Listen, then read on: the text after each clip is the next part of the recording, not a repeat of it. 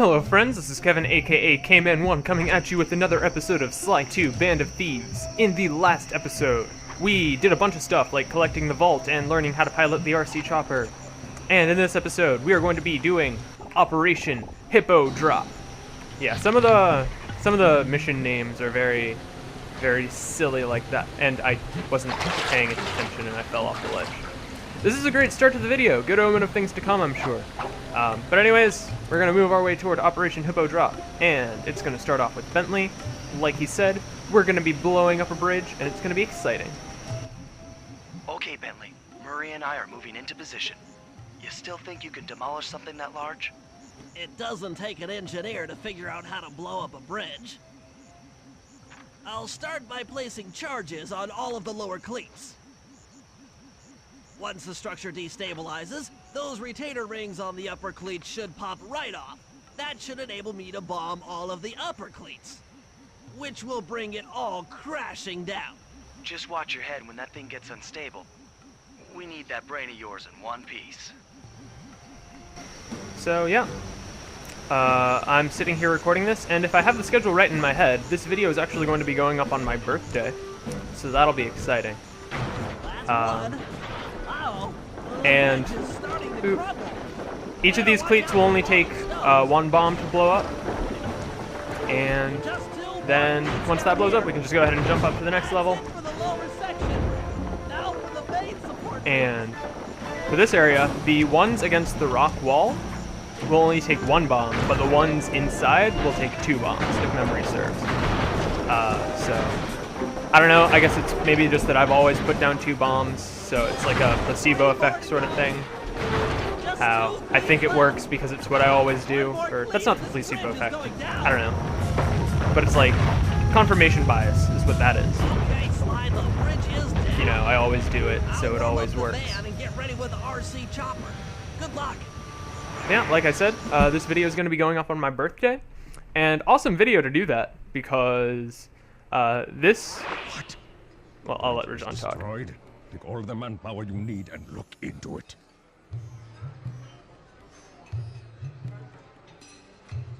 Murray, you in position? Check. It looks like Bentley's little distraction did the trick.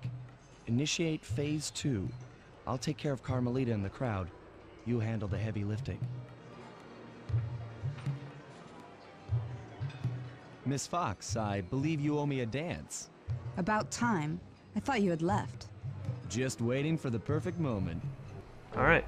Yeah, and this is probably a really good video to go up on my birthday, because this starts a theme that I really appreciate out of this game. And that's every chapter no longer ends on a boss fight. Like, there are still boss fights pretty frequently, but it's just... It's such a misconception, I think, of the action-adventure genre that every chapter needs to end with a boss fight of some sort, when it really doesn't, because missions like these show how interesting, like, a crime heist sort of thing like this can be without you actually needing to fight anyone. Familiar to me. Are you in law enforcement? I often deal with police while on the job. Yeah, so... I have nothing against boss fights, but I think we kind of trick ourselves into thinking they're always necessary. And this game, in my opinion, is a really good example of how they're just not. It's possible to have a really exciting mission without having to fight someone. So, that's just, yes. you know, obviously my opinion, but my opinion is right because I say it is. And that's how that works. Anyways, we see Murray is now going to be on the climb with the wings. And the real question is if he can just detach them like that, how come they didn't just, like, fall off and ruin everything? Like... Oh, I messed up. Well, fortunately, my badness didn't cause the ruining of everything. I don't know exactly how badly you need to screw this up in order to fail the mission, because I've never failed this, I don't think. Like, maybe once or twice when I, like, wasn't paying attention. Or, like, if I was trying to intentionally fail, but this is such an easy rhythm minigame that it's honestly, you need to go out of your way to fail at it. But anyways, this is going to be the last little phrase of it.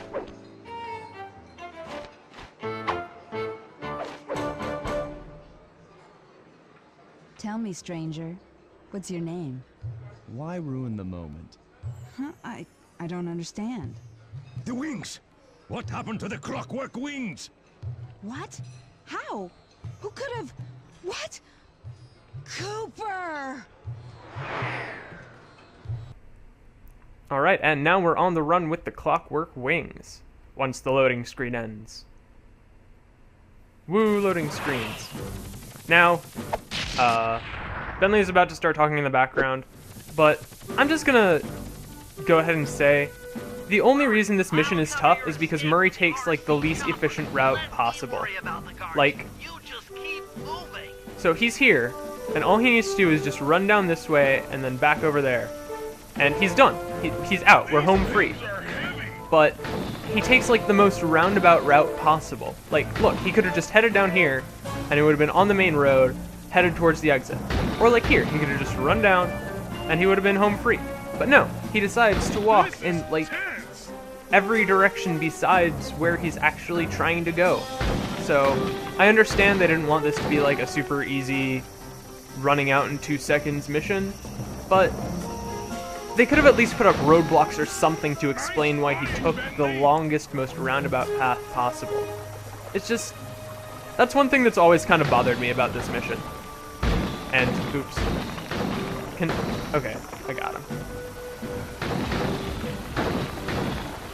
So yeah, I don't get it.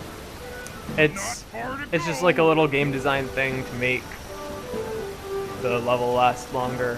Which I get and I understand, but it's just so unnecessary and it defies all logic. But, just gonna bomb these last couple guards, and they threw a dagger, but fortunately they missed. And as Murray passes through the gate, we are gonna be done here. Punch it!